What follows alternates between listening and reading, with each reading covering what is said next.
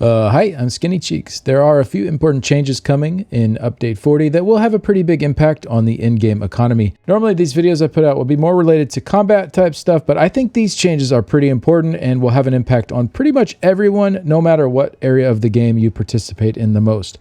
So the first thing you're going to want to stop doing until Update 40 hits, your surveys. There was a very small section in the patch notes about the champion point node Plentiful Harvest, fixed an issue where the first stage of this node did not properly grant a 10% chance to harvest maximum resources. Now, you might say, well, this doesn't really affect me. I have that node maxed out. Well, turns out that 10% missing from rank 1 has been carrying up all the way through the ranks of this node ever since it was released. And so the max rank of Plentiful Harvest has been a 40% chance to get double resources, not the 50% that is described here. There has been a ton of testing on that done since the release of this champion point node. Brinks, who has been thoroughly testing all things crafting related and posting on the forums for about as long as I can remember, well, he's been saying that this has been the case for a while because the sample size was simply too high at this point to be that far off from the 50% that was advertised. Well, it does now appear to be fixed, so you should get that full 50% chance to double the resources you pick up from a node. So no, you weren't crazy thinking you had worse RNG than you should have. This has just been bugged for a long time.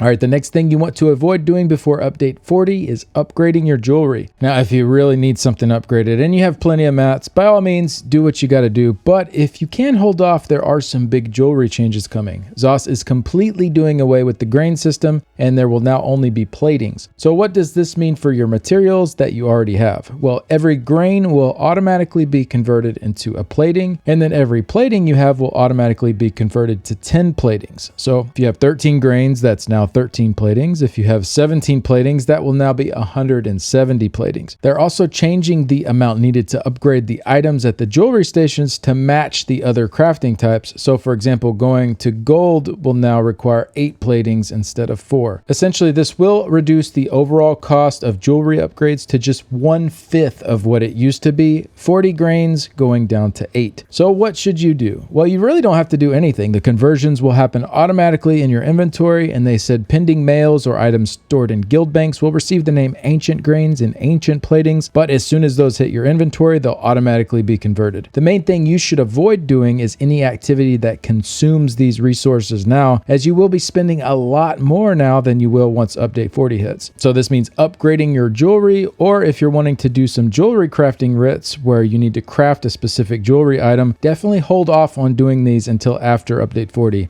So this does lead us into the last category for things that you should avoid doing, your master writs. So as I just said, the jewelry crafting ones are going to be really nice to wait on, as those high values will be really rewarding with the new costs. However, they did say that any future jewelry crafting writs will only drop in purple and gold, and the amounts rewarded are going to be adjusted to compensate for the new changes. So hold on to those writs you still have and do them once the changes go through. And then the other master writs you want to stop doing until the new patch are the consumable type master writs. So your alchemy, your enchanting, and your provisioning. These are not changing in how many vouchers they reward, but there has been an overhaul to XP and gold gains from various quest types. And so going forward, these consumable master writs will offer the maximum amount of XP from a quest, whereas before they were a high amount, but not as high as some of the other ones like blacksmithing, clothing, woodworking, and jewelry crafting. So if you don't care about the XP, you just need some writ vouchers, by all means, you could still go ahead and do the consumable master writs, but if you want to hold them a little bit longer, they will be a bit more rewarding for XP after Update 40. And as a bonus here, since we are talking about vouchers, do keep in mind that the Grandmaster crafting stations are coming in Update 40 and cost 1,500 writ vouchers each. So unlike the other sections, I won't say don't spend your writ vouchers. This will really be dependent on you and your current voucher situation, as well as if you even care about picking these up or not. But since it will be 6,000 total vouchers to buy all 4, you might want to hold off on spending your vouchers and start saving up.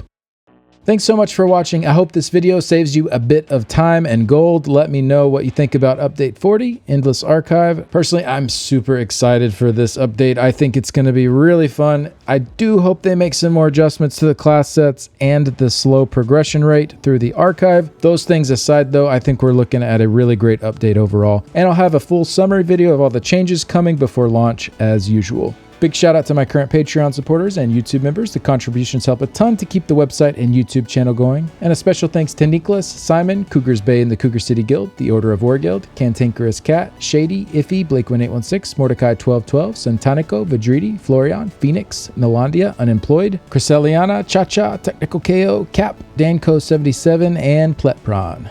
Thanks again, and see you later. Bye.